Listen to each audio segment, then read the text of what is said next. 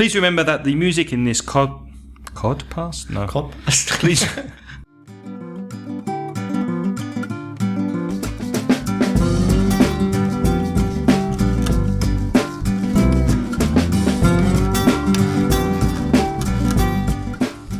Hello and welcome to episode 28 of Aprender Inglés con Reza y Craig, episodio 28. Hi Reza. Hi Craig, how are you? Very well, thank you. How are you? Not bad, thanks. Good. We have some feedback this week from Jackie Mojica. And Jackie says, hello Mansion teachers. Thanks for your best program to learning English. What should that be? Thanks for your best program for learning English, perhaps? Or about learning English? About learning English? Yeah. I'm taking English lessons, and at the same time, I'm practicing and learning through your website. That's good to hear, Jackie. I think this is a nice and interesting website. I like answering the exercises, or maybe doing the exercises would be better. I like doing the exercises, listening the audios, and read all things about English topics. Listening to the audios. Yeah, remember that too after listening. In Spanish, if they're translating, they'd say Escuchar el audio. There's no preposition. There's no preposition. But in English, you must say listen to plus an object. Try to imagine that as a chunk, un trozo de lenguaje. Listen to the radio, listen to podcasts. It's a very common mistake. Anyway, Jackie continues, I like doing the exercises, listening to the audios, and reading all things about English topics. Also, your site have a great and cool view. Your site has? Of course, has. It has. A what? A great and cool view. I think she's trying to say it looks cool. Que mola? Yeah. It looks cool. It has a cool look. Has a cool look, you could say also. Yeah, it looks cool. It has a cool look. Thank you. So it's motivation to take your English course. I would say do your English course. Courses you do. Thanks. Well, thanks to you, Jackie, for writing to us. And we will be putting these corrections in the show notes. So go to the show notes if you want to see your corrections, Jackie. Our second piece of feedback is from Rafael de Terrassa, which is near Barcelona, isn't it? That's right. Thank you for doing this. Well, you're welcome, Rafael. I'm a listener of 60 years old. Of 60 years of age? 60 years, yeah. If you 60 say years of age. Of 60 years of age, you have to say. You could also say, I'm a 60-year-old listener. I'm a 60-year-old listener. And Rafael says, we say in Spanish, nunca es tarde si la dicha es buena. It's never too late to learn, perhaps? Yeah, never too late to learn. When I was 14, I made a course of English. Again, I did a course of English, or I did an English course in my house of my own. Well, if it's of my own, then Rafael wrote the course. I think he's trying to say on my own. And be careful of confusing on my own with by myself, because many Spanish speakers say by my own, don't they, Reza? Yeah, classic. So I did the course on my own, or I did the course by myself. And Rafael continues, there were records, rounds of vinyl. So vinyl records. He did a course on vinyl. Do you remember vinyl records? Oh, God, yeah. And now I'm here listening to you both. Well, that's lovely. That's lovely to hear. He says, you make this easy and fun. So, muy salados. It's funny. Salados is kind of jokey. Jokey. I haven't heard that expression. Yeah, salados, jokey. Okay. Good fun. It's good fun. It's true that we Spanish make very mistakes when we try to speak English. Make a lot of mistakes would be better. Yeah. Or make many mistakes. You can't put very with a noun. Very goes with an adjective or an adverb, doesn't it? Yes, that's right. But in this podcast, I've heard Reza or Craig saying pedastro when he should say padastro. That's probably me. Pedastro? What's that? Stepfather, is it? Oh, right. Pedastro. That's probably me. I think when we spoke about family, I said pedastro instead of padastro. Right, yeah. Oh, and for stepfather. Yeah. Okay. Yeah. And I've heard too someone saying cojones in the place of cajones. Oh, also yes. probably me. So balls and not drawers. Yes. Yes. We Geardies make many mistakes, we foreigners. I mean, I've gone into a butcher's, and all foreigners, all Geardies have, and I wanted to ask for pollo, but I asked for something else. We've all done that. We've all made that mistake. I didn't ask for pollo, I asked for something else. Yes, we learn from our mistakes. And I always mix up mierdo with mierda. What's mierda? So What's mierda? I don't know what it is, but it sounds bad. Instead of saying I tengo mucho mierdo, I say I tengo mucho mierda. To me, mierda sounds like a really bad type of mierda, a really bad one. Yeah, you yourself. Anyway, Raphael finishes with, I never get tired. Thank you so much. Well, thank you, Raphael. That's a lovely message. And we're very pleased to have listeners of all ages, from children up to pensioners. On to Grammatica. Reza, we have a question that somebody wrote on Facebook. It's from Irma Nidia Mercado Zayas. I apologize if I've mispronounced your name, Irma. But Irma says, gracias por ayudarnos. You're welcome. Tengo una pregunta. ¿Cuándo se usa been o being?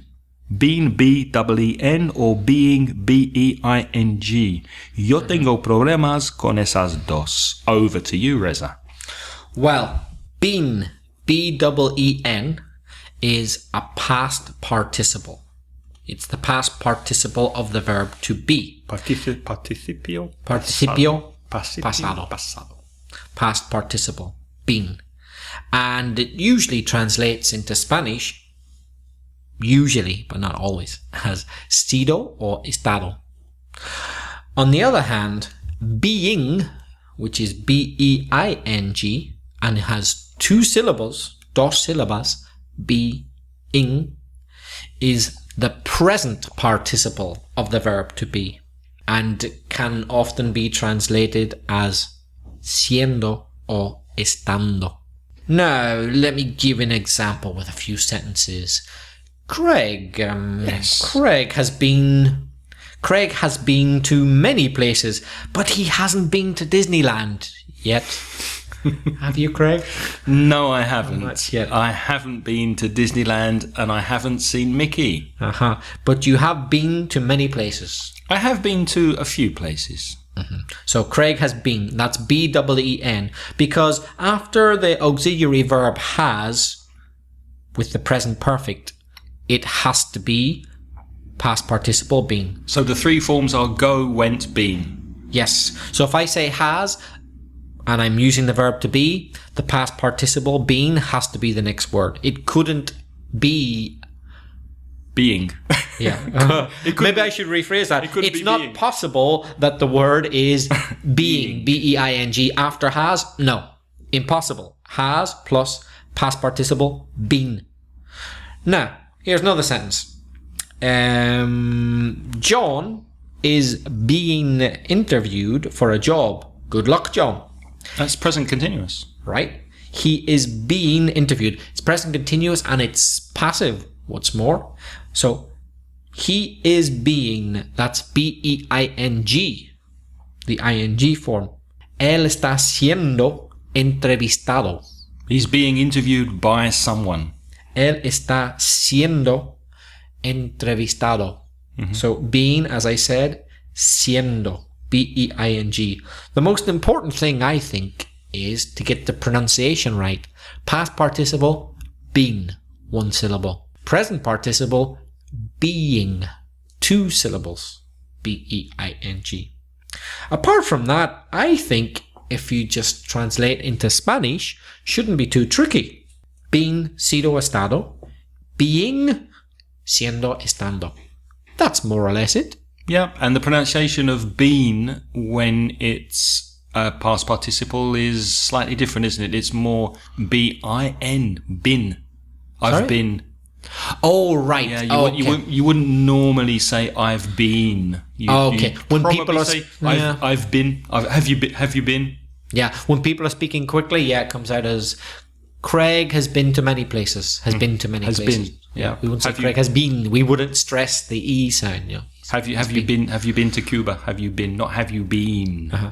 So the vowel sound is muy corto. It's very short. Been. Whereas with the present participle, B-E-I-N-G, we normally make an effort to stress the fact that it's two syllables and pronounce the first one as E. So being, we would normally stress the fact there's two syllables, being. Of course, I say normally, but people who don't pronounce their vowels very clearly might not make an effort, and that makes it more difficult if you're not a native speaker, I guess. That's right. But always think of the translations, sido, estado, o siendo, estando, and that should help you. Okay, thank you very much, Reza. Moving on to Vocabulary Corner, and this week I'd like to speak a bit about technology. Now, some of you use computers, and one way I think you can improve your English is to use English as your interface on your operating system. So normally you'd get a computer and it's in Spanish, but if you change that to English, that's a good way of learning vocabulary. For example, cortar, copiar y pegar, the holy trinity, the three things that many people do very often. Cortar in English is cut, copiar, copy, and pegar, paste. Copy, paste, cut, copy, paste. Be careful with the pronunciation of cut, C-U-T, because many Spanish speakers pronounce it cut. No, it's the A sound, like up. So cut, copy, and paste. Reza, how do you say imprimir in English? To print. To print a document. So another technology word. Borrar. To delete. Mm-hmm. Yeah. When we're talking about computers. But what about borrar when you're talking about writing by hand with a pencil? That depends if you're a British English speaker or an American English speaker. Right. So what would an American say? Borrar. Erase. And a British person? Rub out. Right. That's when you're writing by hand. Now be careful of the nouns of those two verbs, because erase, the thing you erase with, is called an eraser, but the thing you rub out with in British English is a rubber. Mm-hmm. The same as the material. Rubber is, what's rubber in Spanish? Goma, of course.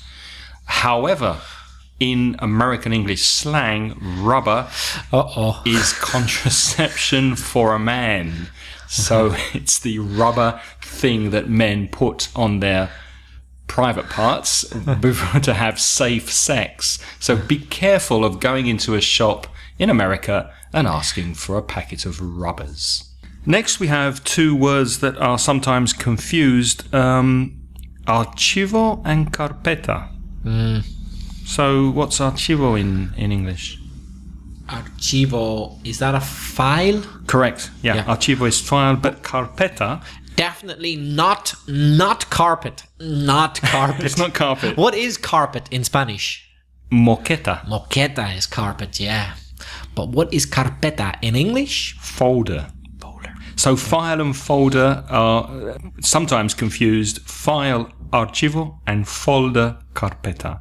The same as paper and obviously on your computer. Mm-hmm. But there are other types of archivo, which in English are archive. For example, imagine you wanted to find old newspapers in a library. Mm-hmm. They probably keep archives. That word in English is archive. That's right. But when you're talking about computers, it's file. Oh, by the way, there's also a very useful website that's full of English listenings and videos that you can watch for free. It's called the Internet Archive. Have you heard of that? I haven't, but it sounds interesting. It's a really good website. You can go there and find lots of material that doesn't have copyright, and you can go and listen to old advertisements in English from way back in the 50s and the 60s, and there's a lot of material. It's a way of archiving or saving and protecting digital media, film, music, sound for the future, so that everything is stored in one place. It's kind of like a Wikipedia for video and sound. It's a very interesting website, internetarchive.org. How do you say in English guardar como, which is a common function when you want to... Well, guardar save, so guardar como, save as. Exactly, save as. So you save a document as and then a name. And seleccionar? Select. To select? Yep. Easy. Insertar? Insert. Insert or insert? Where's Insert. the stress? Insert. Insert. Because the insert will be the noun. Noun. And the insert noun is the verb. And insert, stressed on the second syllable, is the verb. Comprimir, the thing you do when your file is too large. Condense or compress. I would say compress. Compress. Compress a file. And finally, quite easy, buscar. Look for. I would say search. Search. Is there a difference between search No, and you're right. It is. It's search. On computers, it's search. on computers? Yeah, it's search. Although look for means the same thing, but in computers they say search. That's I was searching for my keys. I was looking for my keys. I don't think there's any difference. But in computers, they use the word search. Yeah. When we're talking about IT, and what's IT? Information technology. Which means basically things about computers, right? Correct. And if you work in the, if you say I'm an informatico, I would say in English, I work in IT. Yeah. I work in IT. And then you could specialize your particular area. So I'm a program developer, I'm a software developer, I'm a designer, etc. Okay. So just to run through, to recap, to revise these words again. Cut, cortar. Copy, copiar. Paste, pegar. Print, imprimir. Delete, borrar. File, archivo. Folder, carpeta. Save as, guardar como. Select, seleccionar. Insert, insertar. Compress, comprimir. And search, buscar. Idioms, Reza. Do you have any idioms this week? Yes. Last week we spoke about silly idioms, idioms with no sense. Illogical ones, but let's get back to easier ones, more logical ones. Okay. Mutton dressed as lamb. How would you describe that, Craig? Mutton dressed as lamb. First of all, you better explain mutton. Mutton is meat from a sheep. Like lamb, you mean? Well, I think mutton is an older sheep. Right, that's very important in this expression. And I think the meat is more kind of tough, duro. If meat is tough, Tough, it's very hard, it's difficult to eat, it's difficult to chew, masticar. So mutton is like an older animal, isn't it? Yeah. So mutton dressed as lamb. Well, lamb is very soft, it's very tasty, it's very nice and quite the young animal. Yeah. Tender, yeah? Tender, the opposite of tough. So if we say that, for example, I saw a 60-year-old woman and she looked like mutton dressed as lamb, what are we saying? I would imagine she's wearing a lot of makeup, she's got maybe a short dress, high heels, as we'd say maybe on the pull in English. Ligando. Buscando ligar. Yeah. So she's mutton dressed as lamb. If you can imagine an old sheep trying to look like a young sheep, like a young lamb. So it means when a person is trying to look younger than they are. Like you say, look at that woman over there. She's mutton dressed up as lamb. She's trying to be a younger version of herself, trying to be somebody she's not. Could you say that about a man? It can be for a man as well. Why not? Yeah. Unfortunately, we seem to be more judgmental about women's appearances, so it's more commonly used with women. But That's it could be true. a man, couldn't it? Yeah. What about another one to do with? Oh, before you move on, I have a similar idiom connected to sheep. Oh, okay. So let me share that with you. A sheep. Remember, sheep has a strange plural. The plural of sheep is sheep. So there's no S. One sheep, two sheep. But my idiom with sheep, a wolf in sheep's clothing. I was thinking exactly the same. Oh, were you? Yeah. You took the words out of my mouth. Lobo? Wolf? Vestido? In sheep's clothing. Vestido con la ropa. Sheep is... oveja. Oveja. Lobo vestido de oveja. How would you describe that? Well, so wolf in sheep's clothing. A wolf is a dangerous animal, you know. Mm-hmm. A wolf, in fact, likes to eat sheep. They attack sheep. So when someone pretends to be something they're not, they pretend to be something nice, when really what they're doing is on the attack. Maybe they're even going to attack the very thing they're pretending to be. Yeah, exactly. I often think of politicians. A politician could seem to be very nice, very happy to help the community and help the voters, but really they're sometimes a wolf in sheep's clothing. They're dangerous, and when you vote them into government, then they start doing things which harm or hurt or damage the community. Yeah, I thought of one more connected to sheep, Craig. Go ahead. What about if I say to you, "Oh, you can't pull the wool over my eyes"? What does that mean? You can't deceive me. No me puedes decepcionar. To pull the wool, because wool is lana over your eyes. You can't pull the wool over my eyes. In other words, I know what you're doing. You can't deceive me. I've thought of another idiom with wolves. Remember, because the plural of sheep is irregular. It's sheep with no S. The plural of wolf, WOLF, is also irregular. It's wolves. WOLVES, wolves. So I've thought of another idiom with wolves. To cry wolf. Ah, yes. To cry wolf. Yes. Do you remember the story where that came from? Yeah, of course. All children know that. Tell it to us. Well, basically, there was a little boy, I think, who looked after a shepherd. He looked after some sheep. He was a shepherd, and he thought it would be fun once to pretend that a wolf was coming to attack the sheep. So he shouted, "Wolf, wolf!" So all the villagers would come and help him to fight the wolf. But there was no wolf. He just did it for fun. He thought it would be funny. He was bored. And he did it once or twice, maybe 3 times.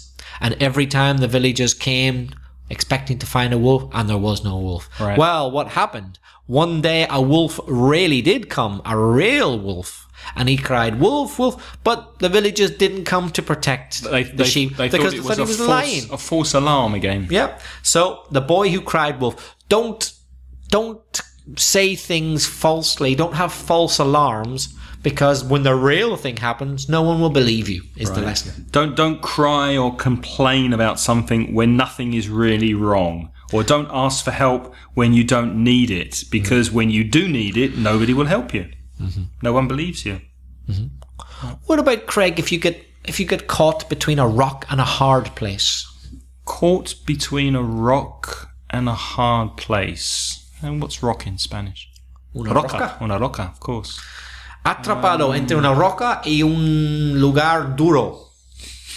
Well, you're in a difficult situation, aren't you? You're in... I don't know. How would you explain that? Well, for me, a hard place. What is a rock? A rock is a hard place. A rock is something which is hard. So on one side, if you've got a rock, and the other side, you've got something which is very hard, a place which is hard, it's more or less the same as a rock. Entonces no tienes salida. Yeah, no tienes salida. On either side, you've got problems. Right. Which are more or less the same. A hard place, a hard thing, is like a rock. So you've got 2 different problems which are equally bad. Neither has a good solution. It's difficult to know what to do. To turn one way or the other is going to cause problems. I've got an example. A real example. A friend of mine's working for a company. I won't mention the company, but they are treating the employees really badly. They're making their workers work for less money. They're making them work more hours. They're making them have less holiday time every year, but they can't leave the job. They're stuck in the job. They cannot change because they probably won't find another job. So the other alternative is even worse, to be unemployed. Well, right. So they're stuck between a rock and a hard place, because if they stay in their job, they're really suffering. They're in a bad situation. And if they leave their job, they're in a bad situation. Yeah. Which leads me on to my second idiom, which is Hobson's choice, which is quite similar. It's Hobson's choice. It's like having no real choice at all. And I checked the origins of this idiom. There was a man called Thomas Hobson, who lived in the 17th century in Cambridge, and he was a philosopher, wasn't he? Or a thinker of some description? Scientist? Well, according to Wikipedia, he looked after horses. He had a stable. Okay. I don't know what stable is in Spanish. It's a house where you keep horses. And he used to rent these horses, alquiler estos caballos. But when you went to rent a horse, you had to take the horse nearest the door. So he used to say to his customers, you can have the horse near the door or no horse at all. Okay. So there was no choice. No tenía elección. You had to take the horse near the door or have no horse. So that became Hobson's choice. Okay. Hobson's choice. So a situation where you are supposed to make a choice, but really you have no choice because there's only one thing you can have or one thing you can do. It's like, what do you want for lunch? You can have soup or salad, or you can have salad or soup. What do you prefer? Yeah. Well, I'll have soup and salad. It's the same. Yeah. Oh, one thing, be careful of choice, because the Spanish elección does not translate to election. The election does exist in English, but it's more for political elections, when you vote for people. So the translation usually of elección is choice, and the verb is to choose. Craig, can you think of any more funny or entertaining idioms? There's one I like, which is quite common. Look what the cat dragged home. You know that? Is it what the cat dragged home or what the cat brought in? Brought in. There are variations. Many of these idioms have slight variations, like between a rock and a hard place. Some people would say between the devil and the deep blue sea means the same thing. There are variations. So look what the cat dragged in. Look what the cat brought home. So what does it mean? In what situation would you use that? I'm trying to think of an example. For me, if someone walks in the room and says, "Oh, look what the cat dragged in." Yeah, like someone you're not expecting to see, or someone who you haven't seen in a long time. But it's quite negative, isn't it? It can be negative or it can be funny. You know, it's like, imagine, for example, I said, we'll meet tomorrow at 9 o'clock in the morning. Yeah. Right? And you go out all night tonight and you get drunk. Yeah. And tomorrow you have a hangover, una resaca. And you come about 10 minutes late to meet me, 9:10. And you look really bad. I would say, oh, worse look what the cat brought home.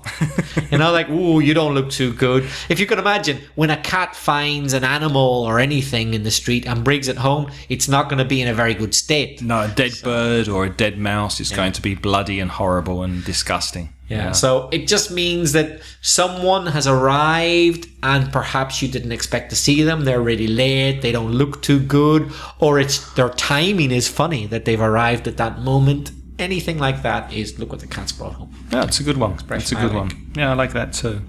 Are you a cat person or a dog person? Which do you prefer? I'm allergic to cats. Cats make me sneeze and cough and everything. Oh, dogs. Really? Yeah. I didn't know that. So if you go into a house where there are cats, you start sneezing? Usually, yeah. Usually. So I would never have a cat. Sorry for all the cat lovers out there, but they're not for me. How do you feel about dogs? I love dogs. And can I say to all my friends in Galgos 112 that I am a huge fan of the Spanish Greyhound. There's nothing like un galgo español. They're my favorite dogs. And my favorite dog of all is Berta. She is the queen of all galgas. So I like Spanish Greyhounds. They're my favorite. So hello, Berta. Does Berta listen to the podcast? Oh, she does, yes. She speaks immaculate English. Oh, good for Berta. Okay, that's all we've got time for this episode, so thank you for listening. And remember, please send us an email or a sound file if you have a comment or a question.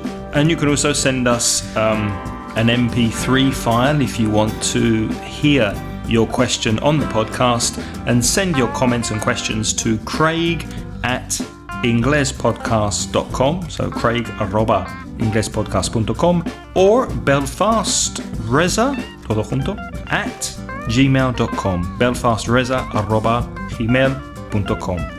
Y también puedes darnos estrellas si tienes ganas y un corto reseña en iTunes. So, until next episode, thank you to Reza, thank you for listening, and it's bye for now. Adios. Adios, amigos. Please remember that the music in this podcast? No. Please. The music in this podcast is by Pitts. The track is called See You Later, licensed by Creative Commons under a by NC license at ccmixter.org.